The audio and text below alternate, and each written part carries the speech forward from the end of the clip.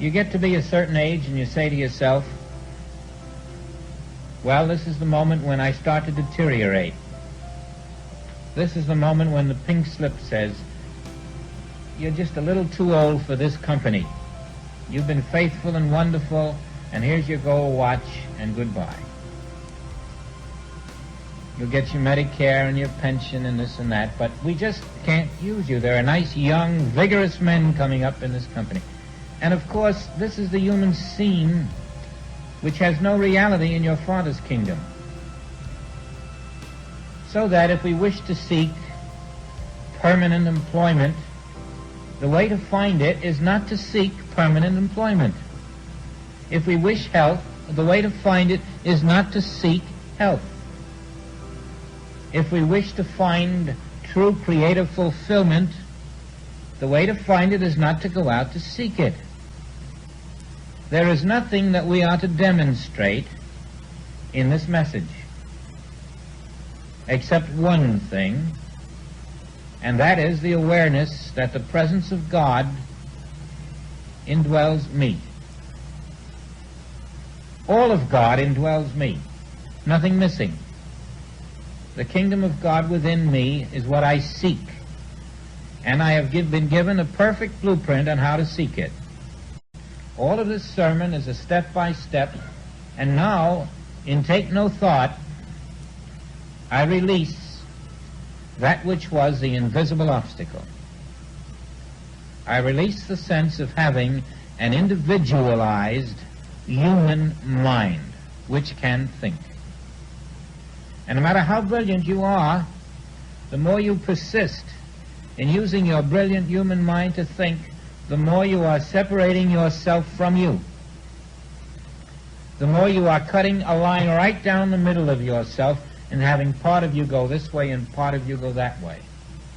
And the more you are finitizing life down to transiency, down to 70.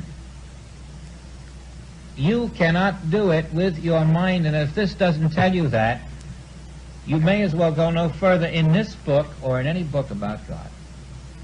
Your mind is the avenue, which is the false shepherd. And the only truth that you can know is through the mind, which is the divine mind. And just calling your mind divine isn't going to make it so. There is no individual human mind on the face of the earth. There is only one divine, unconditioned mind producing unconditioned form, and that form is invisible.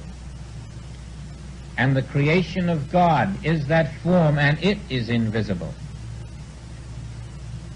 And it is also indivisible.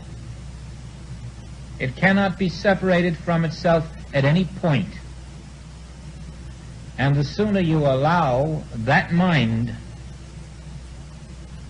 to be your mind by surrendering your human thought and not making statements about how divine your thought is, the sooner you will realize, in a truth, the kingdom of God within you. And then everything which you have ever sought, whatever its nature, plus that which you couldn't begin to seek as a human, these become the manifestations of your new consciousness.